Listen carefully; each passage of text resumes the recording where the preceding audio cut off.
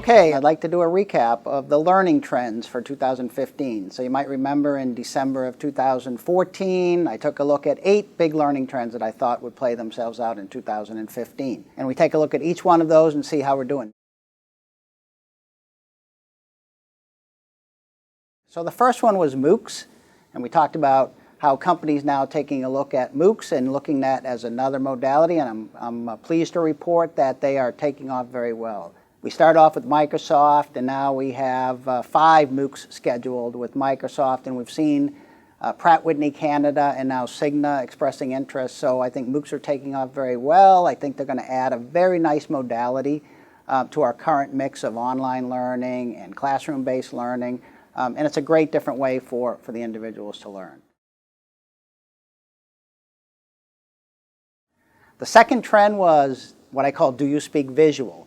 And it took a look at the movement from paper-based words into much more video-based, and I think we see that every day with just the amount of YouTube videos that are uploaded and TED Talks. So I think we're much more of a visual type learner than we've ever had before, and so we see a lot more now demand for short videos, pictures, and less words. So less words, more pictures, definitely the trend of the future.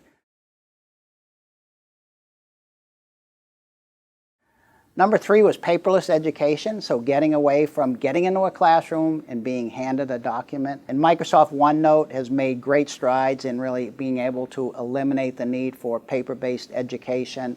The capabilities of Microsoft OneNote, with its ability to import a PowerPoint presentation or an Excel spreadsheet or a Word document or a web page, allows the learner to actually have now an online notebook that he or she can reference at any time that they happen to have their laptop or their notepad in front of them.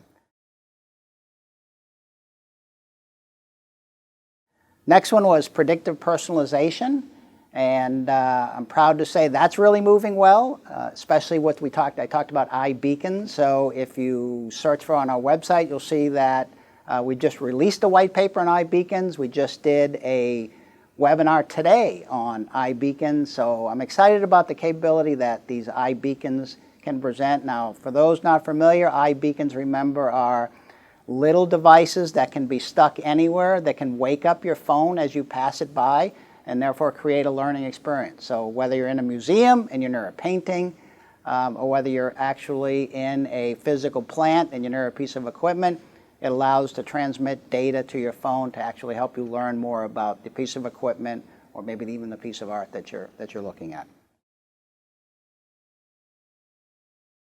Short learning burst.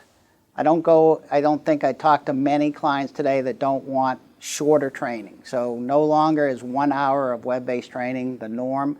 Now we're taking a look at 30 minutes, and I even have clients saying 30 minutes might be too long, so how about 15 minutes?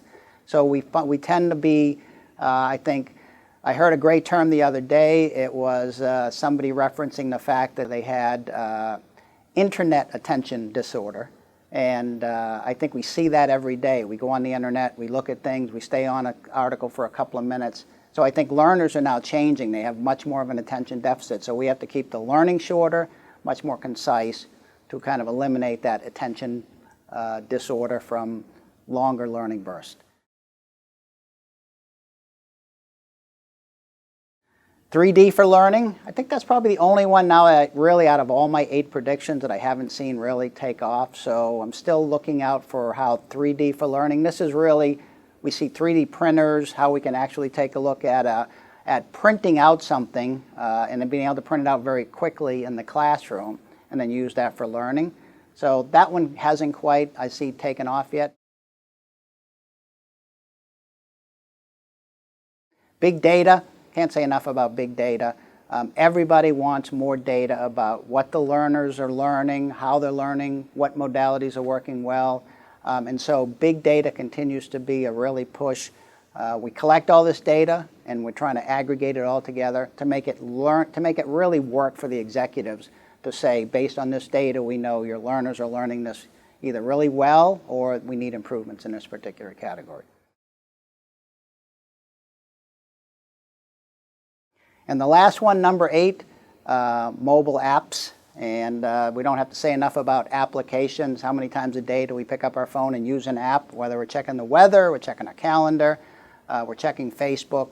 So applications for learning is becoming a big thing, and I see many companies now actually creating company stores with applications particular for that particular organization, so that I, as the employee, can get online and download an application from my company store that's going to actually help me learn. So those are the 8 trends. We can see a lot of them are taking off. I look forward to see what would be the latest learning trends in 2016.